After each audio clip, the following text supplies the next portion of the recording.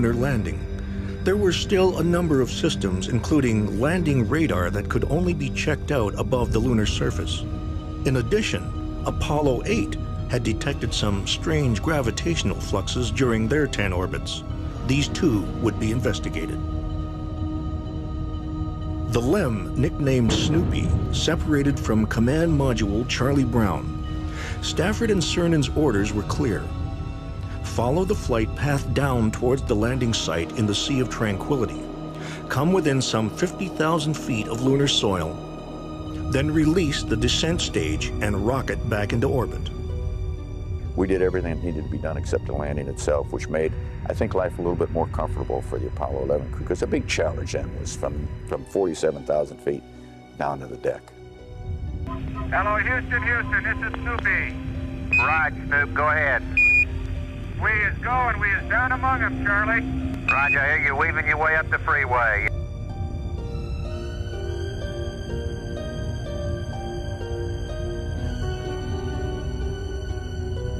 Well, knowing a little bit about astronauts, I think that the idea of making that landing certainly crossed their minds. But knowing how disciplined they were and how much discipline was in this entire flight test program, it was not conceivable that it was going to happen.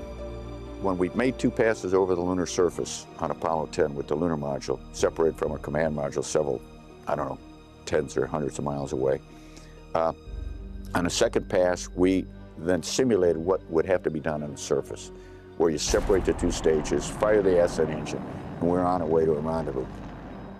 And we did that with the abort guidance system rather than the primary guidance system, just to check out everything. We also checked out the landing radar on that mission and found out that it had been programmed improperly, and had that happened on Apollo 11, they would not have landed.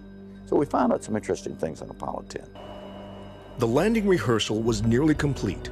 All that remained was to separate from the descent stage of the LEM and fly back to the command module. Stafford began resetting the controls, unaware that Cernan had done exactly the same thing. And I had all the switches set, and Tom instinctively, as we will do, will reach over there and change the position of the guidance switch, because he knew it had to be changed to AGS. Well, I had already changed it to AGS. And so when it fired, it was on a primary guidance system, and the primary guidance system didn't know where to tell it to go. So we did separate and spun out of control. The thing was tumbling and rolling all over the place, and they were really in trouble, and there was quite a few expletives broadcast to the world audience before they got it back under control. It was a pretty crazy moment. I remember seeing a lunar horizon go by in different directions about 8 times in some 15 seconds. Tom took it back from the computer, got it under control.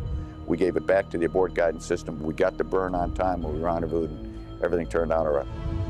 It was later determined that the lander had come within 2 seconds of crashing into the lunar surface before Stafford and Cernan regained control. Despite the few unnerving seconds, Apollo 10 had cleared a pathway almost down to the lunar surface. Snoopy's mission was over. The next LEM to fly was reserved for Buzz Aldrin and Neil Armstrong. It would be called the Eagle.